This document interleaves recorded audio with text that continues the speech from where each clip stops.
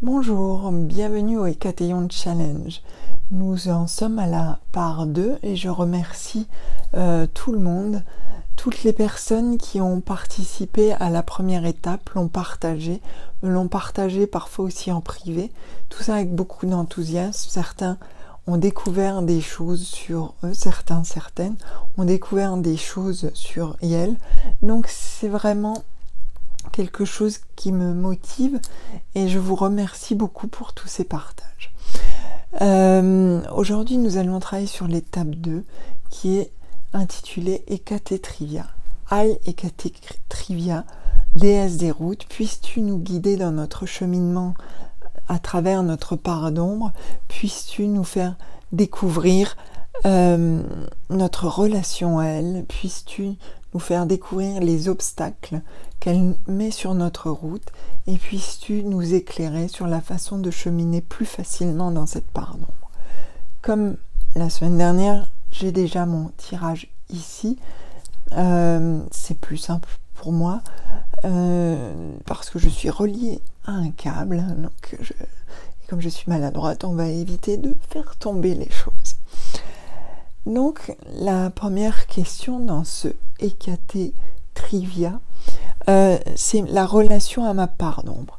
Donc, je travaille avec l'oracle de la déesse sombre et le Rider-Waite. Vous pouvez bien sûr choisir l'oracle, le tarot que vous voulez, ça n'a aucune importance. J'ai donc tiré la lune noire pour quelle est ma relation avec ma part d'ombre. Et j'ai tiré... il est à l'envers, je vous le montre à l'envers, c'est les amoureux renversés. Donc la lune noire, dans la relation à ma part d'ombre, on se rend compte que nous avons tous une relation extrêmement complexe avec cette part d'ombre, que parfois c'est l'impression d'une sorte de vide et que cette part d'ombre nous mange de l'intérieur. Les amoureux renversés, ça nous dit aussi que ça nous désunit par rapport à notre part peut-être plus lumineuse, c'est-à-dire que la part d'ombre, c'est la part qui nous retient pour avancer sur le chemin. La part d'ombre, c'est ce qui nous mange de l'intérieur et comme je l'expliquais, la part d'ombre contient tout ce qui fait votre part d'ombre, c'est-à-dire tous vos cauchemars et toutes vos angoisses réunies. Voyez ça comme une sorte de sphère noire. Voyez ça un peu comme dans Harry Potter. J'aime bien les références. Dans les animaux fantastiques, je ne sais plus comment ça s'appelle, mais il y a toute la colère de croyance qui ressort dans un espèce de magma informe, noir et très puissant. C'est ça votre part d'ombre. C'est vraiment la meilleure image qu'on puisse donner à une part d'ombre. C'est cette espèce de magma informe qui peut jaillir de nous parfois et qui nous désunit avec le monde et qui parfois nous coupe du monde, ce que montrent les amoureux renversés. Dans les obstacles qu'elle met sur notre route, la part d'ombre, nous avons la louve pour l'oracle de la déesse sombre. Voilà. Et nous avons le 6 de bâton. Qu'est-ce que ça nous dit? Ça nous dit que cette part d'ombre, justement, elle peut se transformer en colère.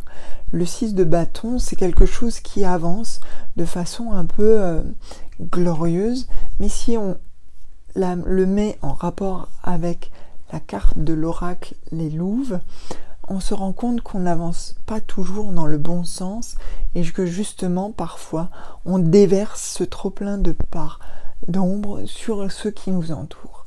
On le sait, on a tous nos défauts et on a tous connu parfois des colères sourdes et sombres et tous connu cette espèce d'asphyxie qui fait que tout d'un coup ça explose. Et c'est ça, les obstacles de façon générale sur les parts d'ombre de tout le monde, c'est justement cette espèce de non, c'est les non-dits aussi, et cette espèce de non-gérance de cette part colérique, et parfois qui nous emporte au-delà de notre pensée, et les mots dépassent nos pensées. Donc on se met parfois dans des situations complexes parce qu'on réagit sur l'instinct, on va réagir, mais c'est parce que c'est la part d'ombre qui est piquée, c'est la part d'ombre qui va se réveiller. C'est vraiment comme croyance dans les animaux fantastiques, c'est vraiment ça, et qui va jaillir comme d'une boîte, et qui peut ravager des choses et parfois détruire des relations, détruire des ambitions. Et c'est peut-être le plus grand obstacle, c'est ce qu'on va voir dans la dernière carte, c'est comment cheminer pour essayer de retenir cette part d'ombre, de l'apprivoiser. J'ai tiré le labyrinthe avec le Minotaure qu'on voit en fond, c'est très intéressant, et la reine de coupe. Alors il faut savoir que la reine de coupe, c'est vraiment l'intuition, c'est vraiment quelque chose de très spirituel, et justement elle nous guide sur ce chemin spirituel que nous faisons en faisant les Cathéons Challenge, c'est de justement essayer de comprendre les mécanismes de la part d'ombre. Le labyrinthe, ça veut dire aussi que c'est compliqué, qu'on ne va pas y arriver tout de suite. On voit des images de labyrinthe dans beaucoup de références de pop culture, mais il y a celui du Minotaure avec le monstre au milieu. Votre part d'ombre, c'est votre Minotaure. À vous d'arriver à l'enfermer dans son labyrinthe, à essayer de le connaître en rentrant de ce labyrinthe. Vous êtes comme Thésée qui va affronter le Minotaure, et vous êtes à la fois une combattante, un combattant, enfin, vous mettez le genre que vous voulez. C'est difficile de faire de l'inclusif en parlant. Donc, vous pouvez traverser ce labyrinthe et essayer d'affronter en fait votre Minotaure. Alors bien sûr, il faut y aller avec votre fil d'Ariane, c'est-à-dire avec une sorte de sécurité. Vous le suivez, et si vous sentez qu'elle est trop forte, vous essayez de revenir en suivant votre fil d'Ariane. Et surtout, vous essayez de sentir les choses, de sentir le moment où votre part d'ombre, votre Minotaure va commencer à sortir de vous. Je peux aussi prendre l'exemple du labyrinthe dans Shining, j'aime beaucoup, de Kubrick, où il y a ce grand labyrinthe, et Danny court dans le labyrinthe, et il va perdre son père qui est son propre Minotaure. Son père qui, lui, n'a absolument pas combattu sa part d'ombre, puisque elle le mange complètement. On en revient à la lune noire. Donc le premier, ne vous laissez jamais manger par la part d'ombre.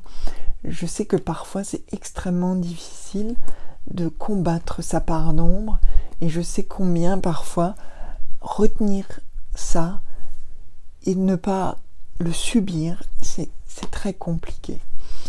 Parce que justement, c'est le monstre du labyrinthe, et que le monstre du labyrinthe, il n'y a pas d'autre moyen des fois de l'apprivoiser que d'apprendre à le connaître, mais tout en étant en retrait. Donc ce qui est intéressant avec la reine de coupe, c'est que vous allez devoir vraiment vous le mettre en image et construire à votre tour une sorte de labyrinthe dans votre esprit pour pas sceller la part d'ombre, parce que si elle ne vit pas, elle va malgré tout vous influencer, mais la mettre dans une sorte, l'emmurer, mais de sorte à ce que vous puissiez la visiter et la découvrir, et peut-être chaque fois apprendre un peu plus sur elle. En fait, toujours en référence pop culture, si vous avez vu Hannibal, la version, c'est un peu comme si vous alliez voir le docteur Lecter qui est derrière sa vitre, c'est-à-dire qu'il est enfermé, mais qu'en même temps, il ne peut vous atteindre qu'avec la parole, et vous êtes comme Clarice Starling. Donc, j'aime bien ces images parce que c'est beaucoup plus parlant qu'un blabla beaucoup plus psychologique. Donc, imaginez-vous dans une sorte de prison, face à quelqu'un qui peut vous manipuler, mais qui est enfermé.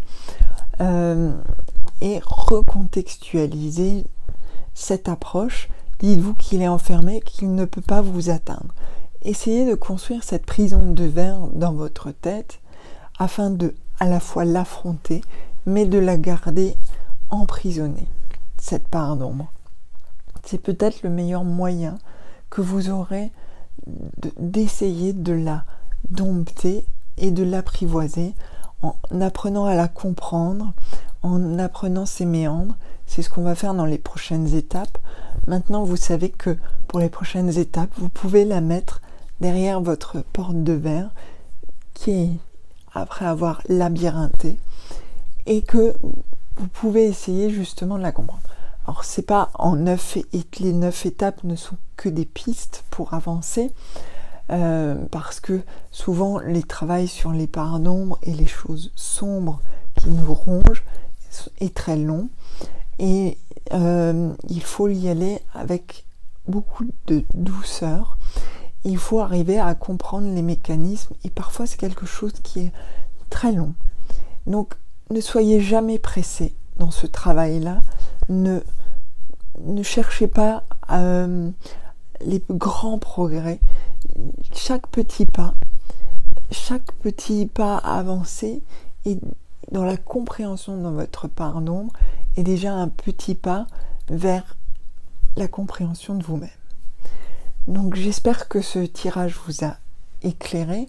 Donc je rappelle, nous sommes avec Hécaté Trivia. Vous pouvez choisir le guide spirituel de votre choix ou la divinité de votre choix pour cheminer. Moi, c'est Hécaté Trivia. Et donc, la première étape, c'est comprendre la relation avec la part d'ombre.